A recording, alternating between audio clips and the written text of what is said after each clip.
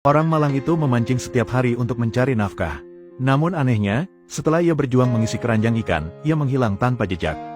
Kim Tua sangat marah dengan hal ini, tetapi hanya bisa duduk di tepi sungai dan terus memancing. Saat matahari akan terbenam, dia memancing sekeranjang penuh, untuk mencegah pencuri datang lagi. Kim Tua pulang ke rumah dan mengambil sebatang bambu sebagai senjata, berpikir bahwa dia harus menangkap pencuri ini.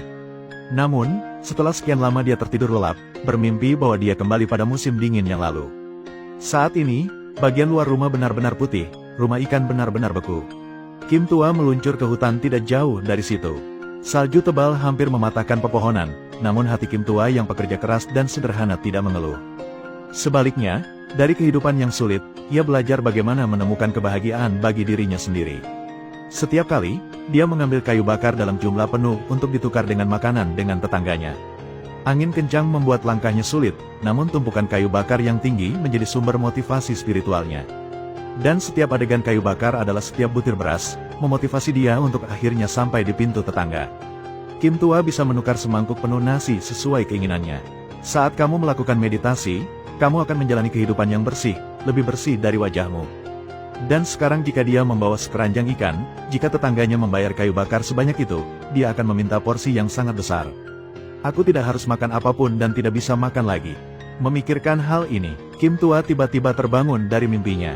Awalnya aku mengira adegan mimpi itu akan menjadi kenyataan, tapi ketika menoleh ke belakang, aku hanya melihat keranjang kosong. Kim Tua sangat marah, tapi bagaimanapun juga, dia tidak mencurigai tetangganya. Hanya diam-diam bertekad, kali ini apapun yang terjadi untuk menangkap pencuri ini. Jadi, dia membuat rencana hebat yang tidak akan mudah diketahui oleh musuh. Kim Tua dan ikan-ikan itu bersembunyi di keranjang bambu. Selama ada sedikit dorongan di luar, dia akan mengeluarkan sebatang bambu dan memukul mereka. Namun setiap kali mereka lewat, yang lewat bukanlah burung-burung kecil, melainkan katak-katak yang bersuara. Puff, karena terlalu lelah dan stres di siang hari, Kim Tua segera mulai merasa mengantuk. Saat perhatiannya teralihkan, keranjang bambu tiba-tiba mulai bergoyang, membuka matanya. Aku mendapati diriku perlahan-lahan meninggalkan tanah dan terbang ke langit. Dia terbang menembus awan, melayang ke puncak gunung yang menjulang tinggi.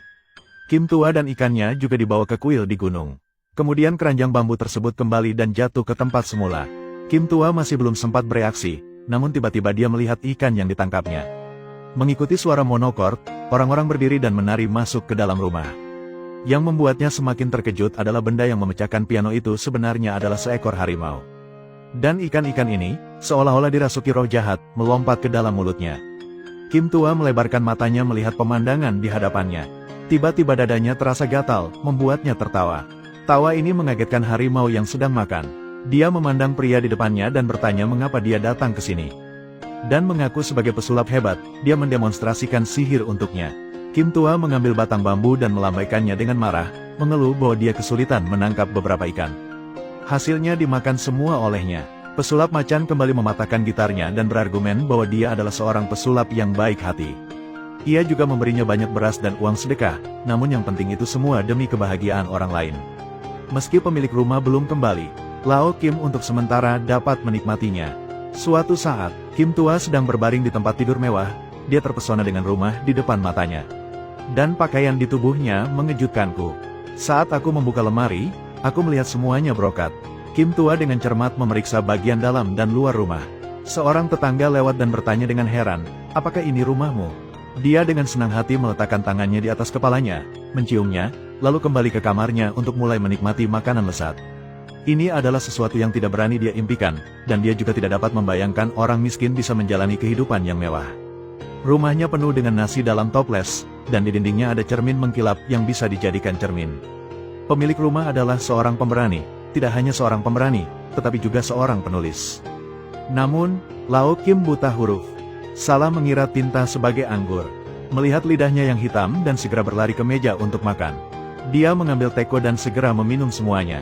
Sejak saat itu, Lao Kim menjalani hari-harinya seperti peri, menjalani kehidupan yang bahagia dan tanpa beban, berbaring dan mendengarkan musik yang bagus.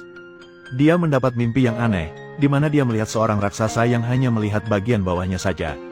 Tanpa melihat wajahnya, dia mengetuk pintu rumah Kim Tua, mengatakan bahwa dia adalah pemilik rumah, dan menyuruh Kim Tua untuk segera berkemas. Tiba-tiba Kim Tua terbangun, dia teringat mimpi yang baru saja dia alami dan perkataan penyihir harimau. Hatiku mulai panik dan takut, ya, Semua ini milik orang lain. Dia hanya memilikinya untuk sementara, berpikir untuk kehilangan segalanya dan kembali ke kehidupan lamanya. Kim Tua sedih sepanjang malam. Hujan deras berlangsung sepanjang malam dan tidak berhenti sampai keesokan paginya. Kim Tua tiba-tiba mendengar ketukan di pintu. Sepertinya pemilik rumah akan datang. Ketika dia membuka pintu, dia melihat katak dari hari sebelumnya. Saat ini, Kim Tua sangat peka terhadap semua suara di luar, selalu takut pemilik rumah akan kembali. Dalam kekhawatiran itu, dia memutuskan bahwa siapapun yang datang, dia akan menanganinya. Tapi kali ini ketika aku membuka pintu, aku melihat seorang bayi tanpa ada yang merawatnya. Sifat Lau Kim yang baik hati, membuatnya memiliki perasaan terhadap anak itu. Mungkin dia belum menyadarinya, ini adalah ujian jiwanya oleh penyihir harimau. Dia mengambil kertas itu dan bertanya kepada tetangganya apa yang tertulis di kertas itu. Tetangga itu membacanya dan memintanya untuk menerima anak malang itu. Namanya Cui Bao Ke. Kim Tua duduk di tanah dengan ketakutan. Berpikir bahwa ketika mereka besar nanti, raksasa itu pasti akan datang. Bergegas kembali untuk bersiap membawa anak itu pergi. Kim Tua berpikir berulang kali, merasa bahwa semakin jauh dia, semakin baik. Jadi dia menggantungkan perahunya ke hutan tempat dia biasa mengumpulkan kayu bakar, berlari sekuat tenaga, meletakkan bayi itu di semak-semak jauh di dalam hutan.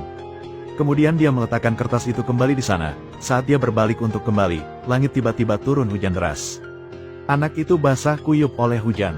Kim Tua ragu-ragu, tetapi pada akhirnya, karena dia tidak tega meninggalkannya, memutuskan untuk membawa pulang dan menjadi wali untuk membesarkannya. Padahal, anak itu menjadi perhatian Kim Tua. Jika dia selalu khawatir dengan kemunculan raksasa yang mencuri kekayaan, maka kamu harus menanggung siksaan dan kegelisahan di hatimu. Namun, rasa sakit dan perlindungan ini hanyalah kebahagiaan materi yang berumur pendek. Hanya ketika kembali ke jiwa baik yang asli, kebahagiaan bisa terwujud.